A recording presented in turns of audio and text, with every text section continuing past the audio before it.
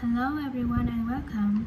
As part of this series of lectures on the development of early humans, today we are looking at rock art, the paintings and drawings produced by prehistoric peoples as they spread across the continents. If you've been lucky enough to look at a piece of rock art close-up, you'll know it's an experience that makes you wonder about the passage of time and our own history.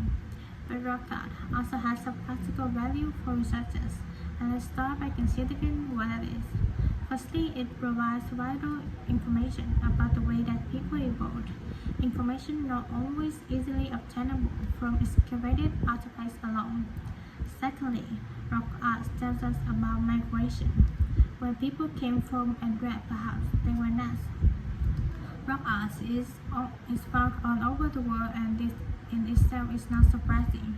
But what is rather amazing, you might think, is how similar some images are, whether you are looking at a rock face in South Africa or standing inside a cave in Spain.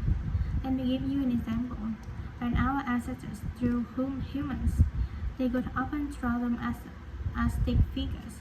But if they drew a face, then their eyes were almost always very prominent, very open and wide. And of course, animals are very common in rock art.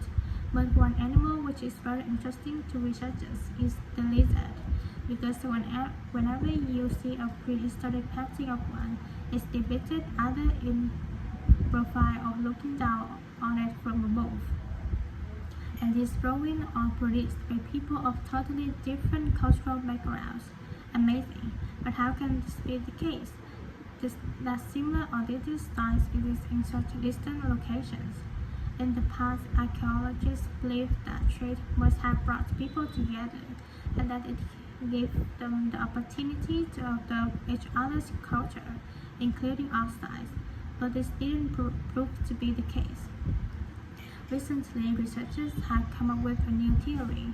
They believe that the brains of our ancestors evolved to notice certain images before others, and this was important, actually essential, because in an environment full of constant danger, it was necessary for survival.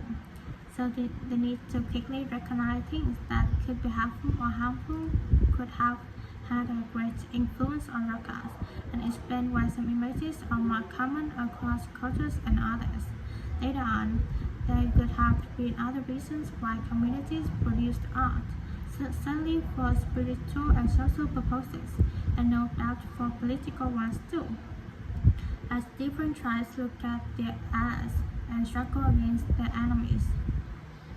Well, as I said before, you can find rock art all over the world, but I'd like to focus now on the rock art of the Aboriginal people of Australia.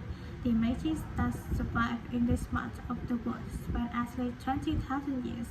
In fact, the Aborigines were still practicing this art form in the late 18th century, when the Europeans began to arrive, and certain images point to the contact between them.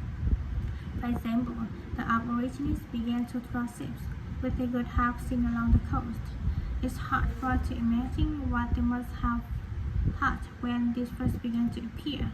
Another image that is evident of European arrival is that of horses, an animal that could have been very alien to the Australian landscape.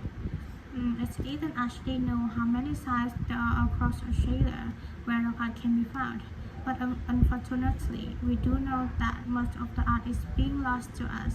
Erosion, of course, is one of the key reasons for its destruction, but human activity is also increasingly responsible.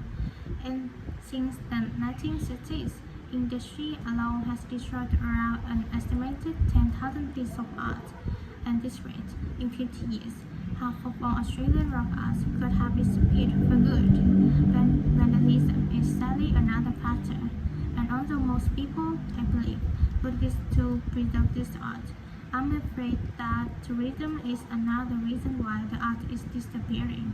In some cases, the art is damaged when